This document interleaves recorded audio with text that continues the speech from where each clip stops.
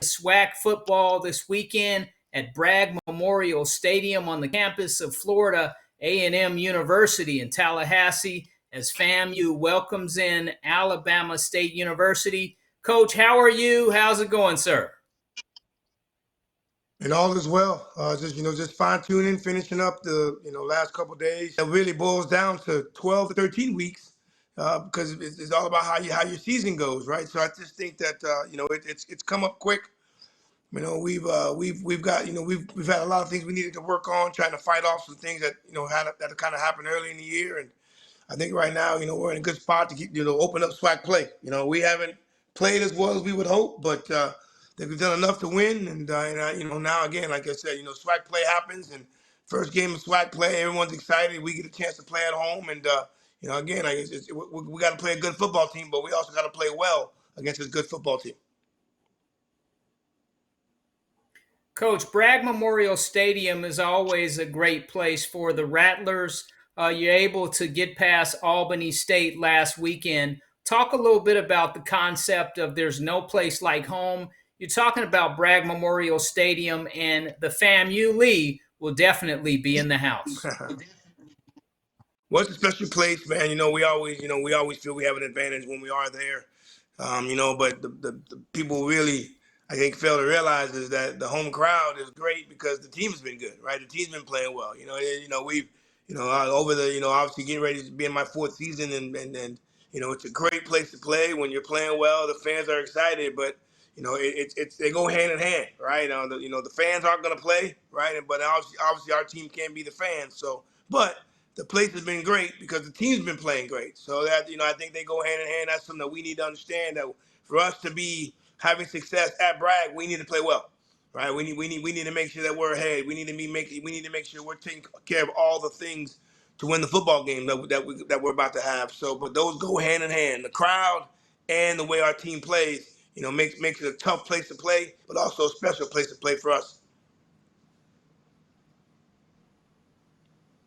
Coach, the Swac season is a grind. You talk about playing at home and also going on the road, and there are several rivalries.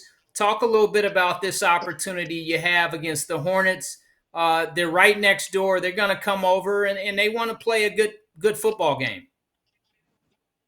Well, this will be my fourth contest. Obviously as an assistant head coach and coaching the corners, and now obviously being a head coach for these last 2 years, man. They've no matter who's had what, man. They've always been close games. It come down to maybe the last couple series, and the expectation, and like I was telling the team today, is the same. They're gonna make plays. We're gonna make plays. It's gonna boil down to who probably wins the fourth quarter, and that means it's gonna be about execution. It's gonna be having the right communication. It's going to be about somebody stepping up and making a play, whether it's offensively, defensively, and special teams, because that's really what it's boiled down to, over the last 3-4 seasons that we've played each other. Coach Robinson's got a great staff. They got a great football team. They got a great quarterback who's spinning the rock for him. But I think the biggest thing for us, we got to worry about us.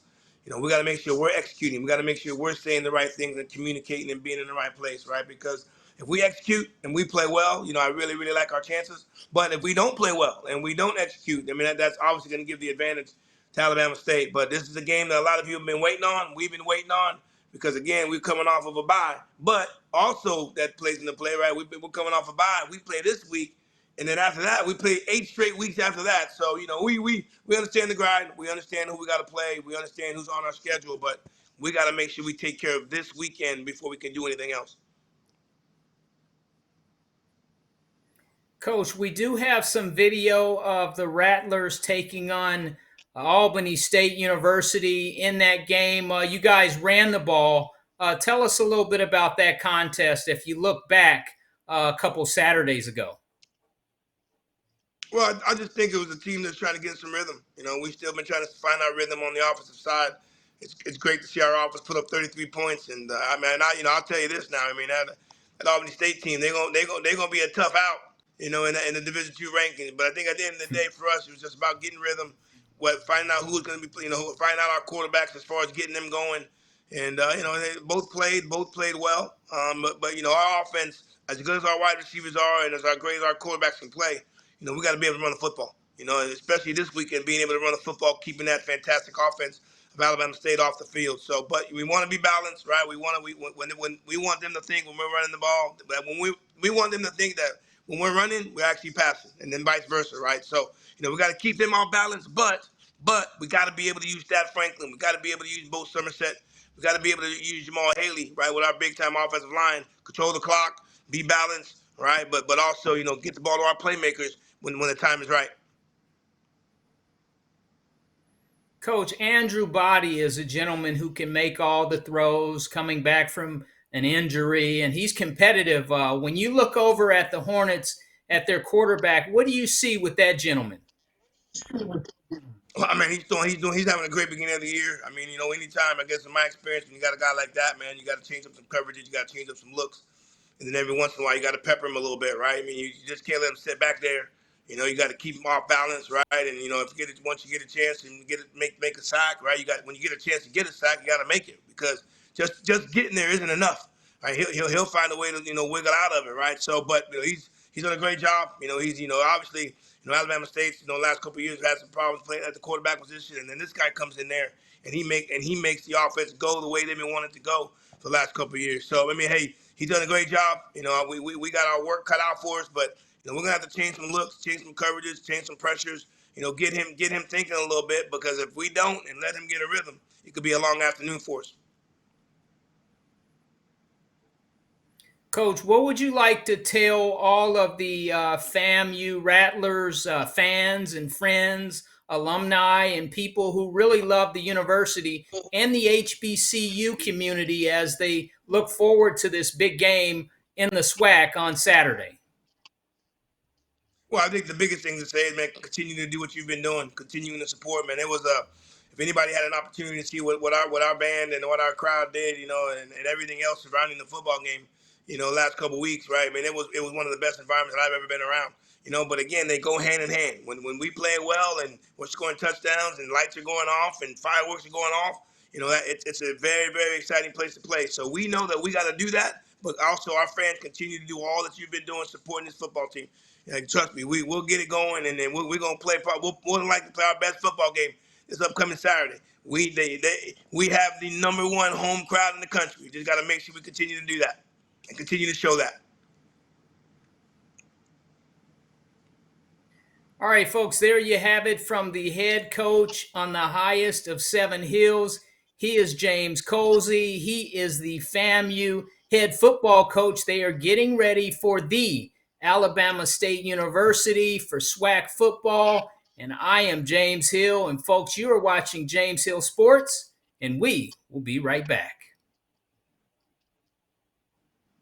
College football, we are headed into week 5. Let's take a look at the standings through week 4 of the Swac. Check this out, folks, as we take a look at our standings here in the Swac through week 4. Folks, we'll be right back after this.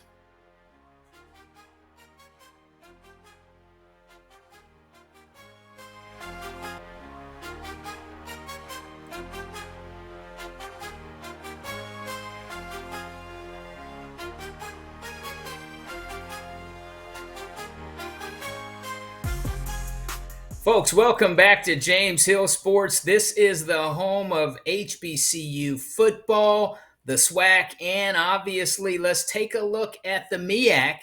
Now, the Meac is celebrating 55 years, the Mid-Eastern Athletic Conference. Let's take a look at some video of the South Carolina State University Bulldogs recently in Tampa taking on the University of South Florida, playing up, as they call it, as the Bulldogs fall short in that one by a final score of 63-14. Your final, the Bulldogs are moving on into week 5. Here's what the coach, Chennis, told me after the game. Take a listen. Coach, not the outcome you wanted, but it's encouraging because there's a lot of football left, including the entire Meac season. Talk a little bit about days like this. Oh, man, we're super excited. We're still encouraged. We had a good football team, really good football team. We had a tall task today. My guys fought to the end, man. I'm very, very proud of our young men. We got a really good football team, and we're going to make a lot of noise for the rest of the season. Thank you, sir. Thank you. God bless you. Central They will take on East Texas A&M, and that will be a very good game. East Texas A&M, a dangerous team, and it's always good to watch the Meac football, a very hard-nosed, a very, very tough brand of HBCU football, and of course the Swac, and shout out to the SIAC and the CIAA. Folks, I'm James Hill, and you are watching James Hill Sports. We thank you so much for tuning in, and we'll see you next time right here. Make sure you follow on X at JamesHill_news, and also on Instagram, the gram as they call it, at JHill Sports. I'm James Hill, and you are watching James Hill Sports. We see you next time.